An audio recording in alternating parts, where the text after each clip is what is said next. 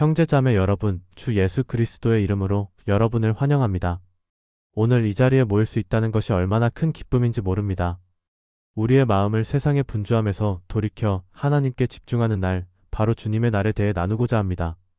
단순한 휴일이 아닙니다. 단순히 교회에 가는 날이 아닙니다.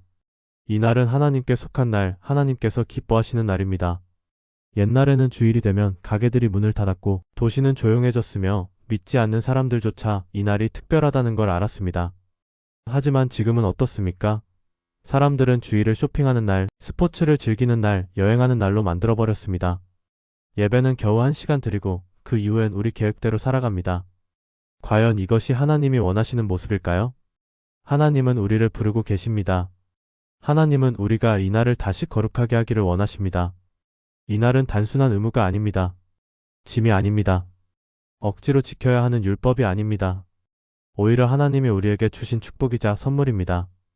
우리의 마음이 세상의 소음에서 벗어나 하나님과 깊이 교제하는 날입니다. 이사야 58장 13절 14절에서 하나님은 이렇게 말씀하십니다. 만일 안식일에 내 발을 금하여 내 성일의 오락을 행하지 아니하고 안식일을 일컬어 즐거운 날이라 여호와의 성일을 존귀한 날이라 하여 그러면 내가 여호와 안에서 즐거움을 얻을 것이라고 하셨습니다.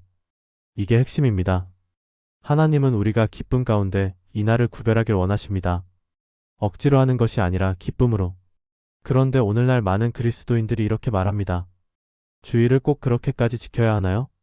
너무 율법적이지 않나요? 하지만 우리는 오히려 속고 있는 것입니다. 이 날을 가볍게 여길 때 우리 영혼도 점점 메말라 가기 때문입니다. 주일을 소중히 여기지 않을 때 우리의 신앙도 점점 식어갑니다. 그렇다면 주님의 날을 어떻게 지켜야 할까요? 우선 이 날을 구별해야 합니다. 우리가 평소 하는 일에서 벗어나 하나님께 집중하는 날이 되어야 합니다.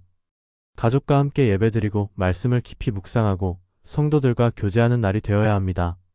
그리고 이 날을 즐거운 날로 삼아야 합니다. 억지로 지키는 것이 아니라 기쁨으로 지키는 것입니다.